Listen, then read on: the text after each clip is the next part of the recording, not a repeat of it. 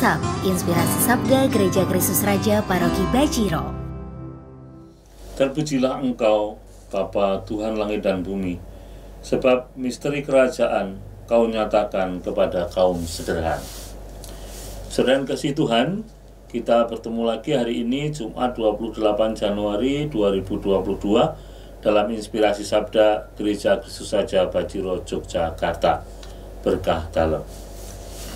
Hari ini adalah hari peringatan wajib untuk Santo Thomas Aquino, imam dan pujangga gereja. Santo Thomas Aquino adalah imam yang cukup besar, yang karya-karyanya sampai saat ini masih dapat kita nikmati, bahkan menjadi rujukan dari banyak teolog dan ahli-ahli di seluruh dunia. Dan salah satunya dia menjadi pujangga gereja karena menciptakan dua lagu yang sampai sekarang masih kita sering kita nyanyikan, yaitu O Salutaris dan Tantum Ergo. Ya, bagi Anda yang berlindung di bawah perlindungan Santo Thomas Aquino, pribadi maupun lembaga, saya mengucapkan propesiat. Semoga karya Anda selalu diinspirasi oleh karya-karya dari Santo Thomas Aquino.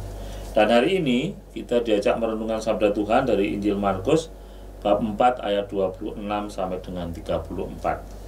Mari kita simak bersama-sama.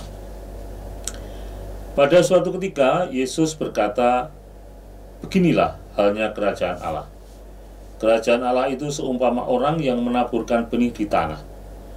Malam hari ia tidur, siang hari ia bangun, dan benih itu mengeluarkan tunas, dan tunas itu makin tinggi. Bagaimana terjadinya? Orang itu tidak tahu. Bumi dengan sendirinya mengeluarkan buah, mula-mula tangkai, lalu bulir, kemudian butir-butir yang penuh isi pada bulir itu. Apabila buah itu sudah cukup masak, orang itu segera menyabit, sebab musim menuai sudah tiba." Yesus berkata lagi, "Dengan apa hendak kita bandingkan kerajaan Allah ini? Atau dengan perumpamaan manakah kita hendak menggambarkannya? Hal kerajaan itu seumpama biji sawi yang ditaburkan di tanah.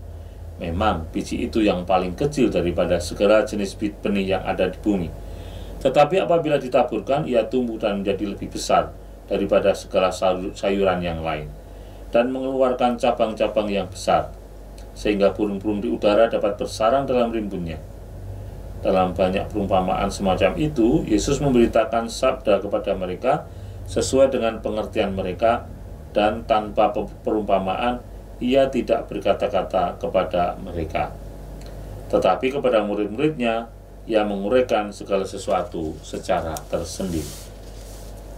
Ya, saudara, seringkali ada banyak orang tua yang setelah berumah tangga sekian lama, punya anak, lalu anaknya sudah besar, baru dia menyadari, "Oh, anakku sekarang udah gede ya, nggak sadar nih, nggak tahu kok sudah segede ini, tahu-tahu udah SD, sudah SMP, sudah kuliah, tahu-tahu sudah mau menikah." Nah, inilah karya besar Tuhan, dan itulah kerajaan Allah. Kerajaan Allah yang karena kuasa Tuhan itu sungguh bisa menguasai kehidupan manusia, yang kadang-kadang justru tidak disadari oleh manusia itu sendiri. Maka kadang-kadang kita butuh waktu untuk merenung, untuk merefleksi, untuk meditasi, untuk melihat bagaimana sebenarnya karya Tuhan yang ada dalam diri kita dan keluarga kita masing-masing, supaya kita bisa melihat kembali perjalanan kehidupan kita. Lebih-lebih, sekali lagi, ini di awal tahun yang baru, saat yang baik untuk merenungkan apa karya Allah yang sudah ada dalam diri kita selama tahun yang lalu, bagaimana kita memaknainya, dan bagaimana kita bisa semakin mengembangkannya di tahun ini. Ya, kita perlu memunculkan kesadaran agar apa yang terjadi itu bisa kita sadari, dan kita bisa tahu mana yang baik, mana yang kurang baik, sehingga di waktu-waktu yang akan datang kita semakin bisa memperbaikinya. Ya. Biji sesawi dikatakan sebagai benih, ada yang benih yang paling kecil, ya, daripada benih-benih jenis sayuran yang lainnya.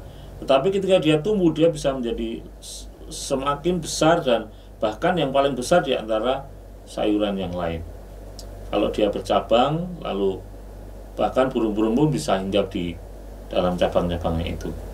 Maka saudara, mari kita meyakini bahwa meskipun kita merasa kecil, kalau Tuhan ada dalam diri kita, kita bisa tumbuh juga seperti biji sawi itu, dan kita bahkan bisa menjadi naungan dari banyak burung-burung yang ada di burung-burung yang saya maksudkan adalah banyak orang-orang yang butuh perlindungan, butuh bantuan, butuh pertolongan dari diri kita.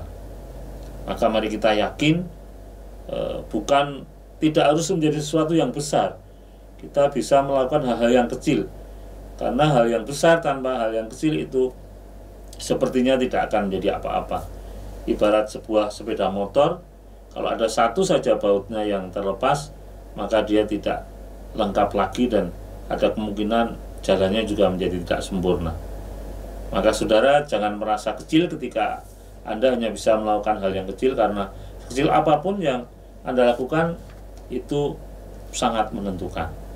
Ya, ibarat sebuah pertunjukan, seseorang yang bertepuk tangan itu menjadi penting ketika pertunjukan usai. Karena itulah menjadi tanda bahwa orang menikmati pertunjukan itu.